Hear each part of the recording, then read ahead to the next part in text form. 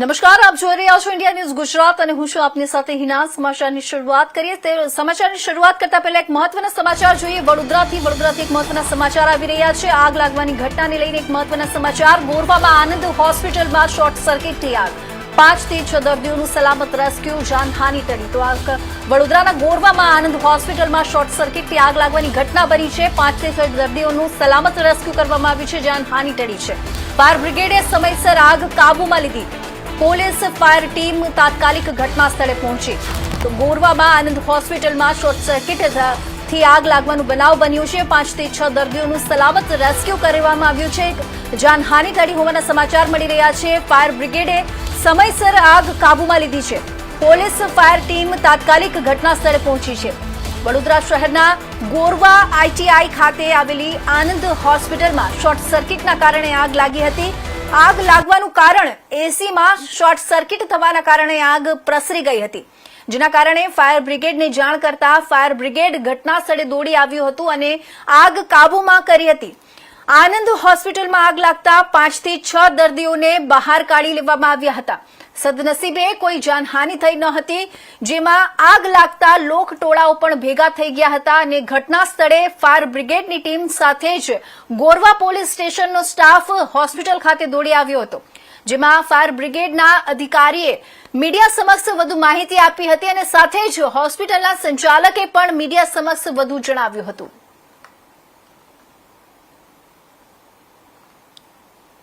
આનંદ hospital Gorwa વિસ્તારમાં આવેલી છે। ત્યાં આગનો બનાવ બન્યો છે તેવો પ્રાથમિક માહિતી ફાયર બ્રિગેડને મળેલી।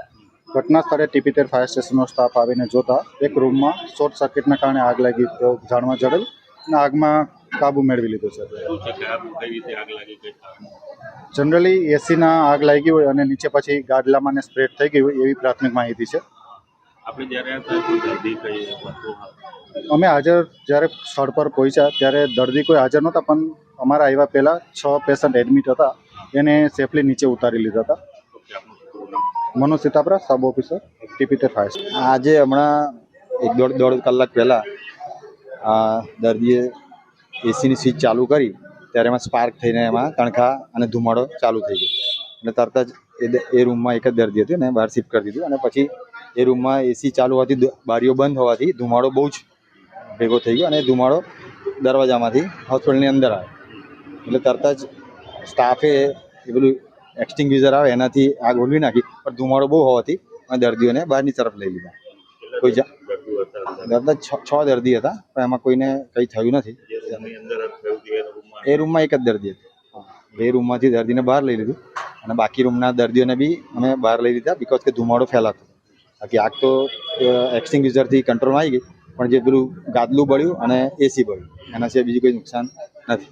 2 ગાદલા એસી અને એ એસીની નીચે જેટલું ફર્નિચર હતું એ બળ્યું, બાકી એની 1 ફૂટ આજુબાજુમાં બી બીજું નુકસાન નથી, ખાલી ધુમાડો થઈને આખી રૂમ કાળી કાળી થઈ ગઈ છે। આનંદ